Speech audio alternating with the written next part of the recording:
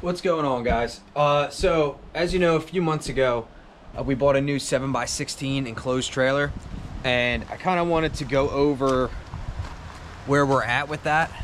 So we've been kind of getting it ready the last few months. We finally got everything logoed up, so I'm just going to go through, you know, how we set everything up and what our process is. So this is the new 7x16. This is Pace American DLX version. Has the high ceilings, obviously. You need that so you don't whack your head.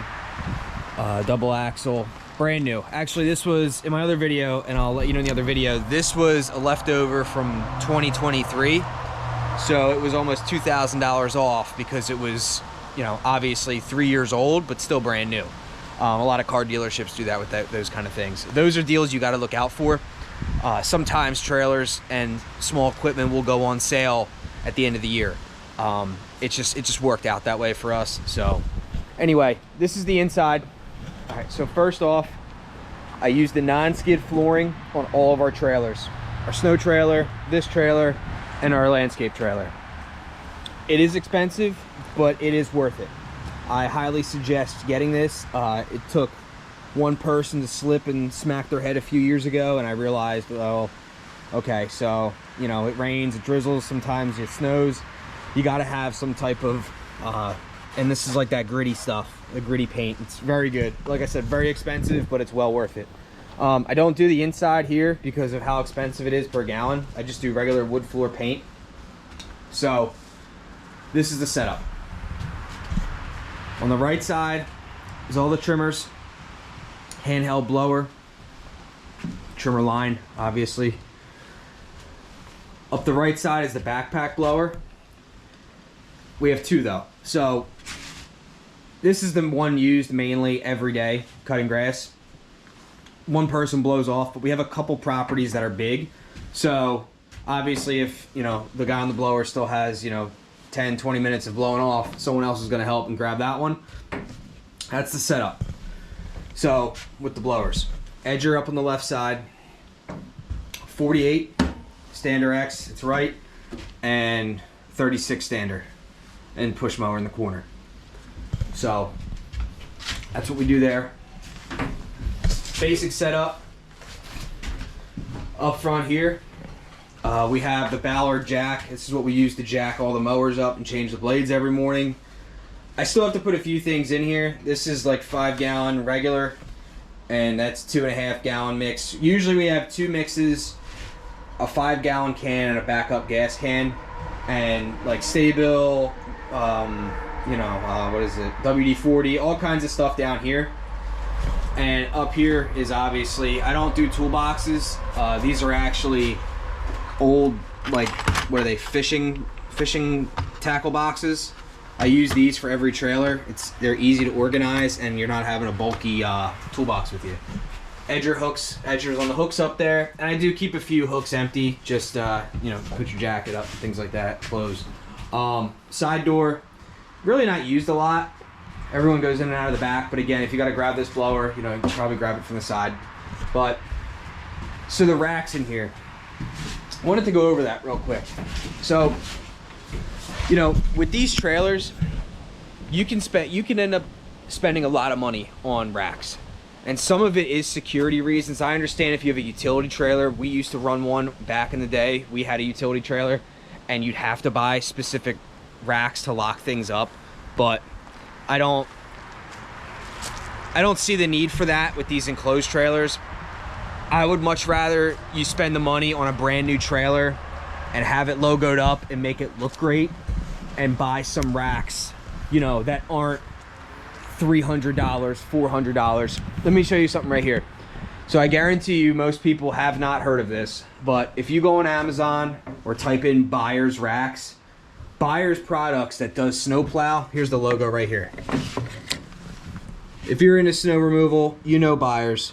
They do all the plows, everything like that. Look them up. They sell all this kind of landscape rack holders, everything, all this stuff.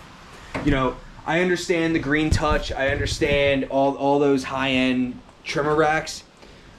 Okay, it's nice, you know, but you don't need to spend that kind of money at all. These racks, look how simple this is.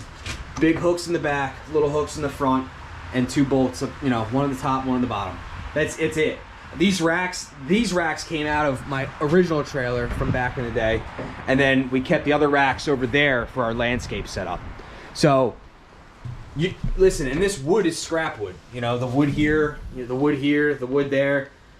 I'd rather have nice equipment and, you know, have someone see your logo in a brand new trailer driving down the road than spending $400 or $500 on, you know, a trimmer rack or $100 on a blower rack. You don't need to do that at all, you know. So that's my biggest thing when it comes to this. I mean, obviously, if you have the money and you want to do it, do it. You know, these are basic trailer hooks right here, and you have a 2x4 hanging off the wall. That's it. That's all it is. You know, it doesn't look fancy.